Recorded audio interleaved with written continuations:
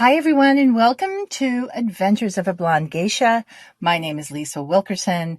And before we get into episode 2 of my podcast, I want to thank each and every one of you for all your support and love and feedback. Some of you have contacted me privately to say that you can relate to some of the stuff that I talk about, or that you find my podcast really entertaining. And all that feedback is just great for me because I've been wanting to do this podcast for several years.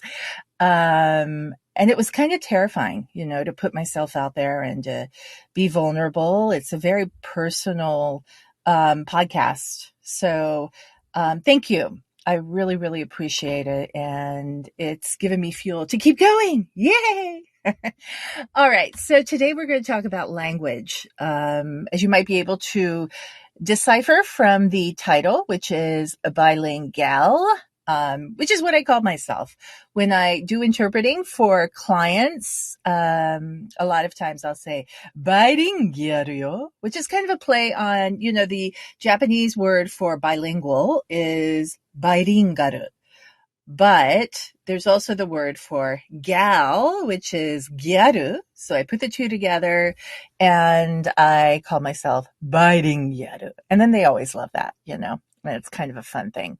Anyway, so language for me as a TCK, it's such a complicated relationship. I obviously English is my first language.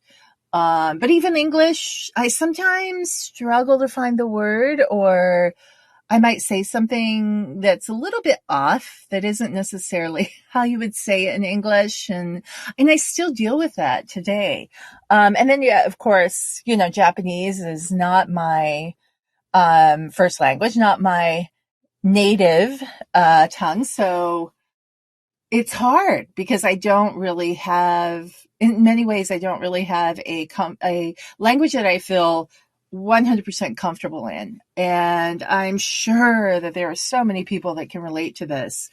My journey with language has been going on since we first moved to Sendai, where I was in that one-room school. And that's the first time that I started studying reading, writing, and also started learning how to speak Japanese, amongst kids, like in the playground and whatnot.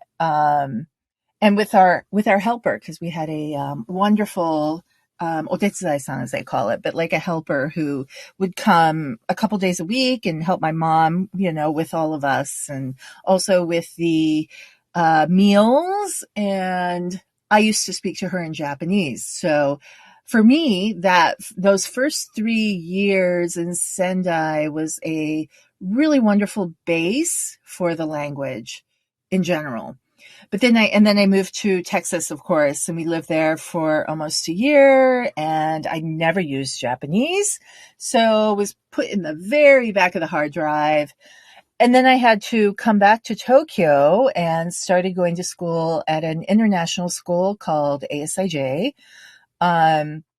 While I was there, I got put in the advanced Japanese class. And from what I remember, I don't know, it could be different, but I remember it as I was the only non-Japanese in that class.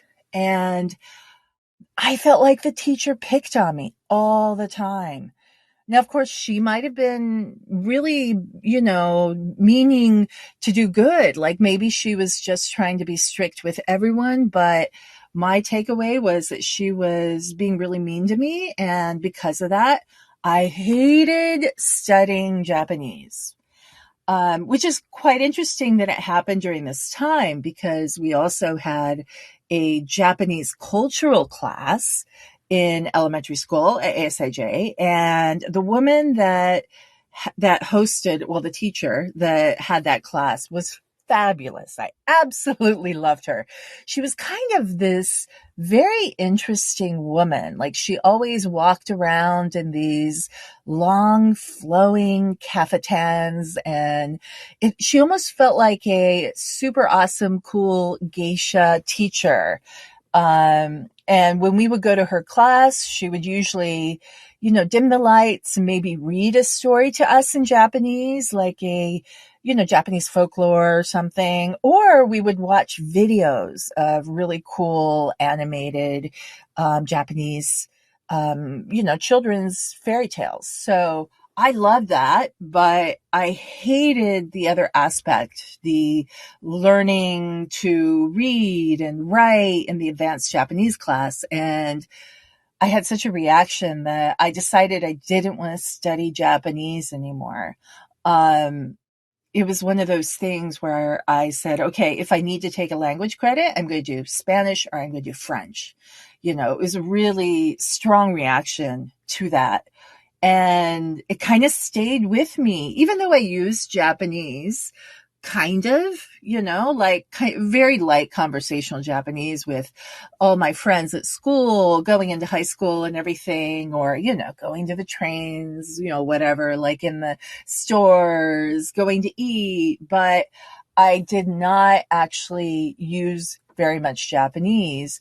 And then I graduated from high school, moved to Dayton, Tennessee, where I went to school for a year in Bryan College.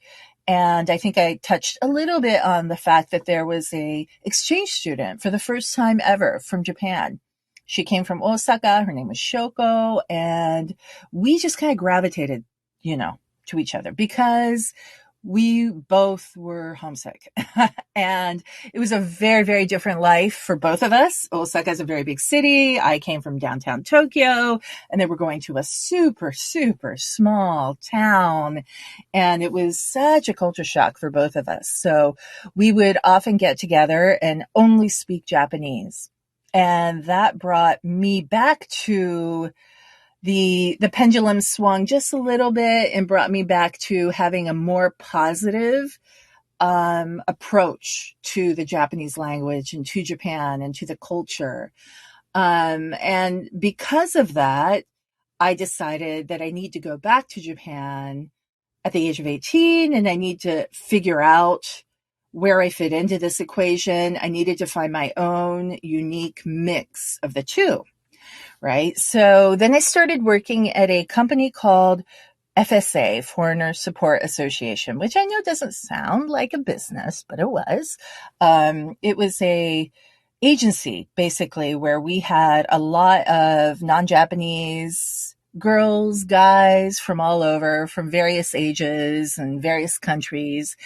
And we would hire them to do promotional events or, modeling jobs. And so I actually managed a lot of the models, promotional models, even though most of them were older than me. But I took them around to the jobs. I also interviewed, potential models, and I would always be the go-between with the client and with the model or the talent. So that again was a very positive reinforcement for me.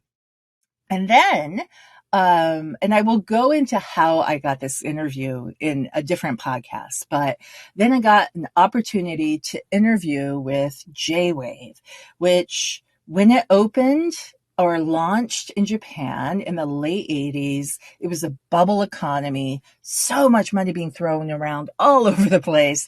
So it was a huge deal that a brand new international radio station was starting up in Tokyo.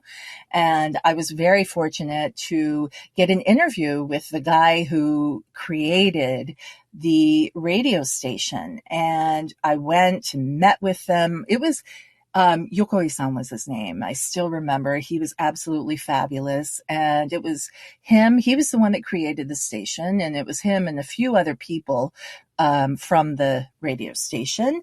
And, they were talking to me and trying to get a little bit of insight into who I was, my background. And they talked about how they were looking for bilingual and bicultural people to help staff the radio station. So they asked me, are you bicultural? Yes. Are you bilingual? I wasn't, but I said yes.